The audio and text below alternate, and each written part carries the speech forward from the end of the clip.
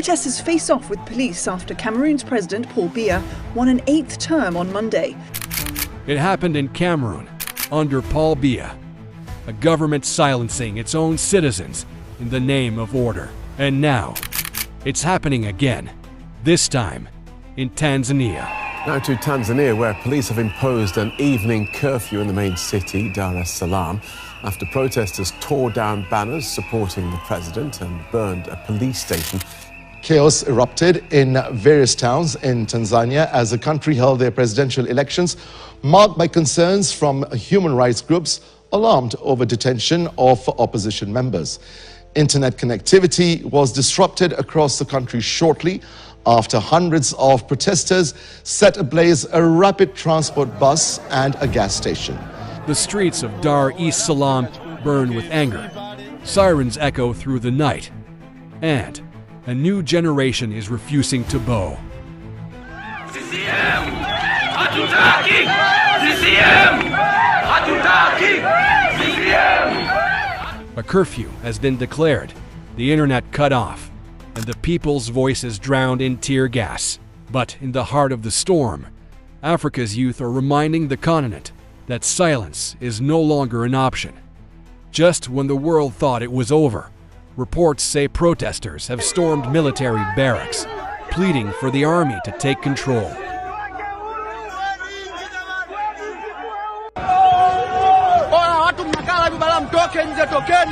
In what was meant to be a moment of democracy, Tanzania has found itself repeating the mistakes of others. Just like Cameroon, under Biya's iron rule, the government faces its own people, not with dialogue, but with force. President Samia Suluhu Hassan, once celebrated as a symbol of hope and reform, now stands accused of walking the same path of repression. A nation watches in fear, while the rest of Africa asks, is this the beginning of another long reign built on fear? Welcome to the African Discovery, where we uncover Africa's untold stories and explore the deeper meaning behind today's biggest events.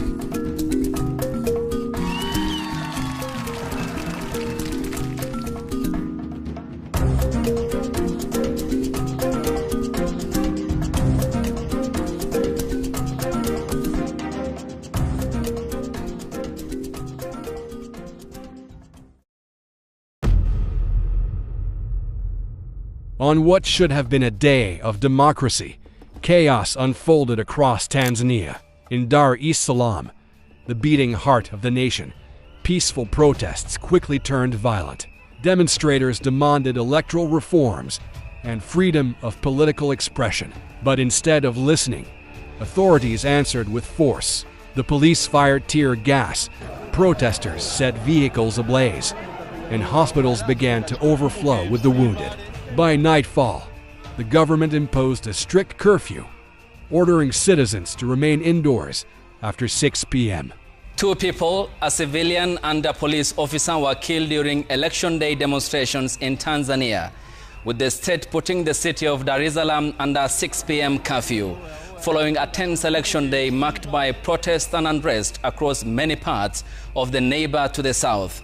Dar es Salaam Special Zone Police Commander Jumanne Muliro did not specify, however, when the curfew is expected to be lifted. The message was clear. Dissent will not be tolerated. Even more chilling, the internet went dark. Net blocks confirmed a nationwide blackout, cutting Tanzanians off from the world and from one another. But when the light of truth is blocked, anger only burns brighter. As fear deepens, reports now claim that thousands of Tanzanians have gathered outside military barracks, pleading with soldiers to intervene. Sisi tunawapenda sana.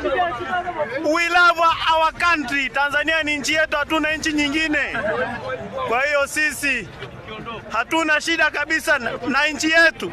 Sisi tunatetea utekaji. The rumor, circulating across verified accounts on social media, suggests a desperate call for the army to take control. Whether true or not, the sentiment reveals something undeniable. A nation that no longer trusts its leaders to listen. To understand this eruption, we must rewind. President Samia Suluhu Hassan rose to power in 2021 after the death of John Magufuli. At first, she was hailed as a reformer, a leader who would restore free speech and reopen political space. But as the years passed, the optimism faded. Opposition figures were arrested, critics disappeared, and elections became predictable rituals of victory for the ruling CCM party, which has never lost a vote since independence. Using very repressive laws that are very vague, applying them differently to the opposition, to the citizens, to the journalists, just to keep them repressed. So with this human rights crisis, we are seeing silenced voices, we are seeing a repressed opposition, and we're seeing very little civic participation. Now, with the main opposition leader jailed on treason charges and his party boycotting the election, many Tanzanians feel the ballot has lost its meaning. Human rights groups call it a wave of terror. The government calls it maintaining peace. But peace built on fear is not peace. It's control. What's happening in Tanzania is more than a local dispute. It's the voice of a generation demanding dignity. Across Africa, young people are tired of recycled promises and leaders who rule until the end of time. And now, from Dar es Salaam to Yaoundé, they're drawing a line in the sand. Many observers are comparing President Suluhu's crackdown to that of Paul Biya in Cameroon. Both leaders face growing youth movements.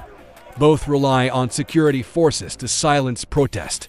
And both stand accused of betraying the ideals they once swore to protect.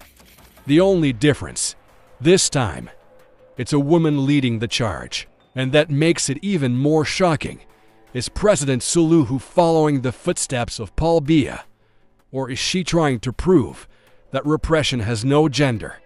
Either way, the result is the same: silence, fear, and resistance. Tonight, Dar es Salaam is under curfew. Shops are shuttered, roads deserted, and the air heavy with uncertainty.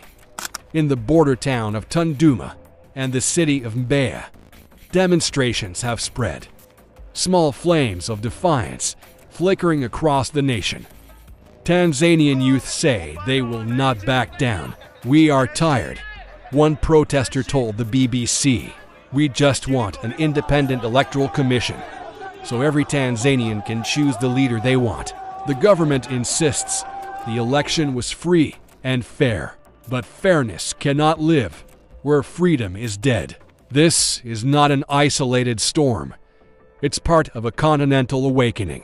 From the protests in Senegal to the uprisings in Cameroon, Africa's Gen Z has become a force that refuses to be silenced. They are connected, fearless, and ready to challenge power, whether it wears a suit, a uniform, or a smile.